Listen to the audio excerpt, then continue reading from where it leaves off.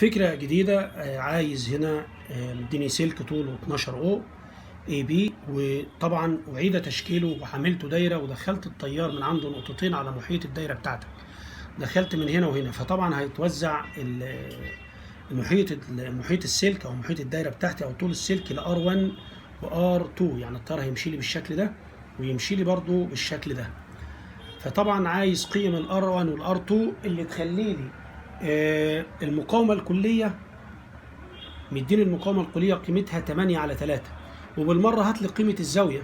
يعني هو ممكن يسأل عن حاجتين. انت طالما عملت كده وحطيت لي المقاومة 8/3 اللي هي كانت بالأساس 12، يا ترى الزاوية تبقى كام والقارين دول يبقوا بكام، R1 و R2؟ طيب انا ما عنديش حل كده غير ان انا احاول اوزع ال 12 دول. امتى تطلع 8/3؟ ما عنديش حل. يا اما الستة، ال 12 دي عباره عن الستة والاثنين، الستة والستة. فعمر لما اضرب الستة والستة ده طبعا توصيل توازي، الستة في الستة على الستة زائد ستة عمرها ما هتطلع 8/3. يعني انا لو جربت وزعت الطولين 6 و6 يعني هيبقى الطولين قد بعض، وده ما حصلش. الطولين عاملين زاويه، يبقى اكيد فيهم مقاومه اكبر من مقاومه.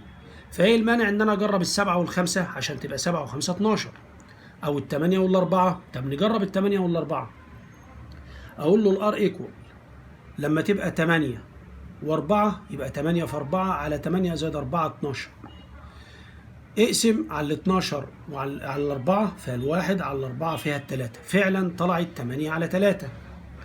معنى كده إن قيمة المقاومة R1 هي الأصغر اللي هي كام؟ 4، والمقاومة الأولى التانية تبقى كام؟ ب 8 أوم.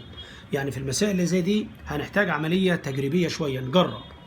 طيب يا ترى أحسب الزاوية إزاي؟ نحسب الزاوية، نشوف النسبة 8 إلى الأربعة، أو الأربعة ل8 هي كام؟ هي 1/2. يعني أنت موزع 3 أجزاء، يعني أنت مقسم. إحنا قلنا طبعا إن الآ بتتناسب مع ال بتتناسب مع الاتنين باي آر بتتناسب مع السيتا. فالسيتا واضح إنها متوزعة على 3 أجزاء، منهم جزء وجزئين. الجزء الصغير هياخد التلت، يعني واضح إن أنا موزع 360 درجة على 3 أجزاء. قيمة الجزء الواحد بكام؟ ب60 ولا بكام؟